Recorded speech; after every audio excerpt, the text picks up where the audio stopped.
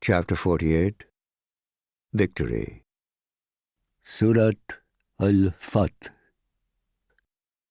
In the name of God, the most gracious, the most merciful.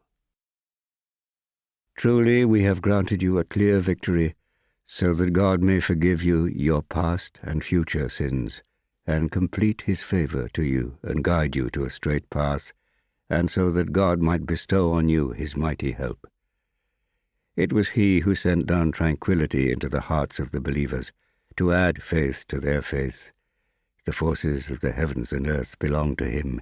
He is all-knowing and all-wise.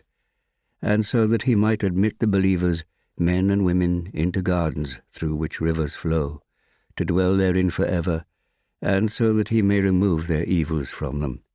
That is indeed a supreme triumph in God's eyes. And so that he might punish hypocritical men and women, as well as the polytheist men and women who think evil thoughts about God. An evil turn of fortune will fall upon them, for God has become angry with them and has rejected them and prepared hell for them. How evil is such a destination! The forces of heavens and earth belong to God.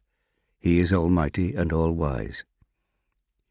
We have sent you forth as a witness and a bearer of good tidings and a warner, so that you may believe in God and his messenger, and may help him and honor him, and so that you may glorify God morning and evening. Behold, all who pledge their allegiance to you, indeed pledge their allegiance to God. The hand of God is over their hands. Hence he who breaks his oath breaks it only to his own loss, whereas he who remains true to what he has pledged to God shall have a great reward bestowed upon him by God. Those desert Arabs who remained behind will say to you, "Our belongings and our families kept us occupied, so ask forgiveness for us." They will say with their tongues what is not in their hearts. Say, who then has any power at all to intervene on your behalf with God, if his will is to do you harm, or if he intends to do you good? Indeed, God is well aware of all that you do. No, you thought that the messenger and the believers would never return to their families. This prospect seemed pleasing to your hearts, and you conceived evil thoughts, and thus were doomed to perish. For those who deny the truth, who do not believe in God and his messenger, we have prepared a blazing fire. To God belongs the kingdom of the heavens and the earth. He forgives whom he pleases, and punishes whom he pleases, and God is most forgiving and merciful.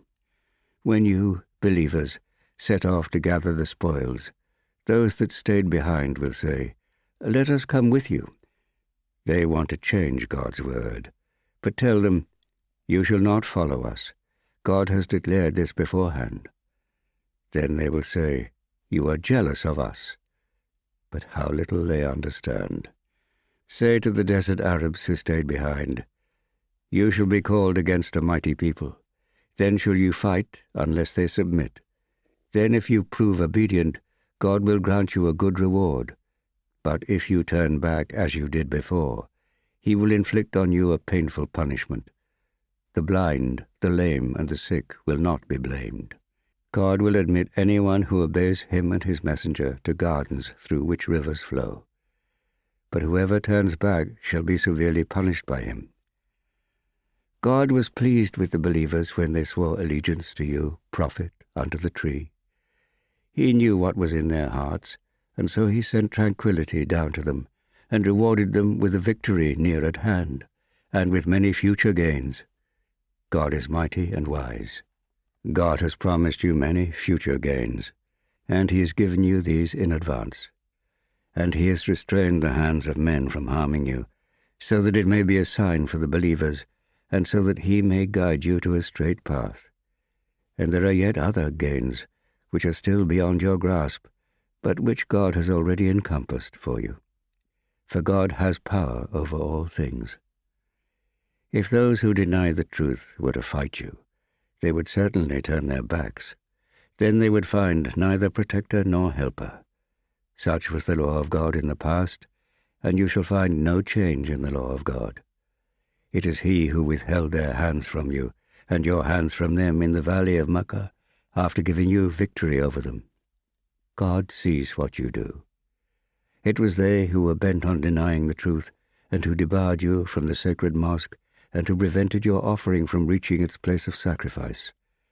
And had it not been for the believing men and believing women in Makkah, whom you might unwittingly have trampled underfoot, and on whose account you might have unknowingly become guilty, God would have commanded you to fight it out with them. But he ordained it thus, so that he may bring whoever he will into his mercy. If they, the believers, had been clearly separated, we would have punished those who were bent on denying the truth with a painful punishment, while those who deny the truth made it a prestige issue in their hearts, the bigotry of the days of ignorance. God sent his tranquility down onto his messenger and believers, and firmly established in them the principle of righteousness, for they were indeed better entitled to it and more worthy of it. God has full knowledge of all things.